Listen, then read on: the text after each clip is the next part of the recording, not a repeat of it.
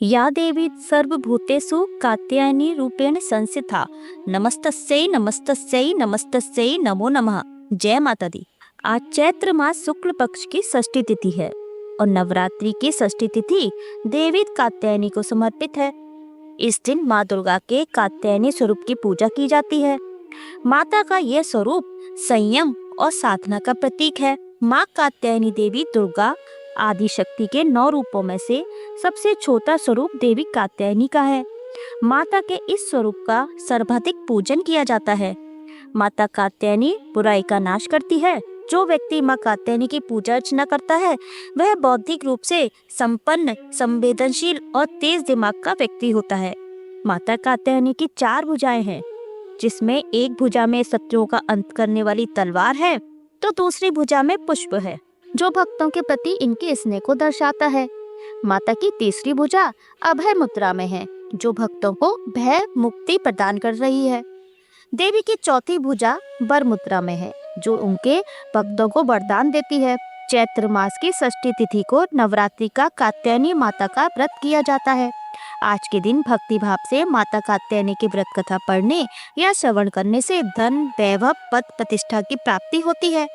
तो आज मैं आपको सुना रही हूँ चैत्र नवरात्रि में सुनी जाने वाली माता कात्यायनी की बड़ी ही दुर्लभ तथा पौराणिक कथा।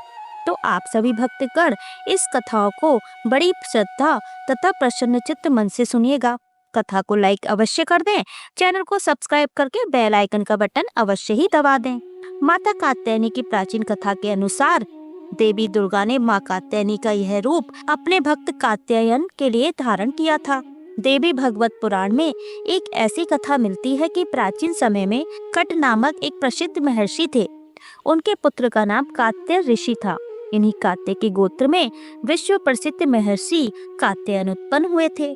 इन्होंने भगवती परम्बा की उपासना करते हुए बहुत वर्षों तक बड़ी कठिन तपस्या की थी। इनकी इच्छा थी कि माँ भगवती उनके घर पुत्री के रूप में जन्म ले। माँ भगवती ने उनकी यह प्रार्थना स्वीकार कर ली और महर्षि कात्यायन के घर में जन्म लेना स्वीकार कर लिया। कुछ समय बाद जब महिषासुर का अत्याचार पृथ्वी पर बढ़ने लगा, ब्रह्मा, विष्णु और महेश ने अपने तेज द्वारा एक देवी को उत्पन्न किया। ऐसा प्रमाणित है कि यह देवी कात्यायनी कहलाई, क्योंकि सर्वप्रथम इनकी पूजा महर्षि कात्यायन ने करी थी। 3 दिनों तक महर्षि कात्यायन द्वारा की गई इस पूजा को देवी ने स्वीकार किया और उनकी पुत्री के रूप में प्रकट हुई और कात्यायनी कहलाई। इसके बाद देवी ने ऋषि कात्यायन से विदा ली और महिषासुर को युद्ध में ललकार कर उसका अंत कर दिया। इसलिए इन्हें महिषासुर मर्दिनी भी कहा जाता है। देवी कात्यायनी ब्रजभूमि की अधिष्ठात्री देवी के रूप में जानी जाती हैं।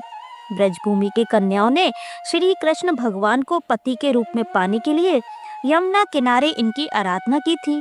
भगवान श्री कृष्ण ने स्वयं भी माँ कात्यायनी की पूजा की थी। देवी कात्यायनी को लाल रंग अति प्रिय है, इसलिए माँ कात्यायनी की पूजा लाल रंग के पुष्पों से की जानी चाहिए। देवी कात्यायनी को शहद का भोग अवश्य लगाएं। माता की पूजा अर्चना करने से भक्तों को निरोगी काया प्राप्त होती है। माता का भक्त भय मुक्त जीवन जीता है। यदि कुंवारी कन्याएं माँ कात्यायनी की पूजा करती हैं, तो उन्हें मन वांछित वर की प्राप्ति होती है। माँ कात्यायनी व्यक्ति को सुखद वैवाहिक जीवन का आशीर्वाद देती हैं। जय माँ कात्यायनी। प्रिय भक्तगणों, इस कथा को लाइक करना बिल्कुल भी ना भूलें और चैनल को सब्सक्राइब करके बेल आइकन का बटन अवश्य ही दबा दें। जय माता दी।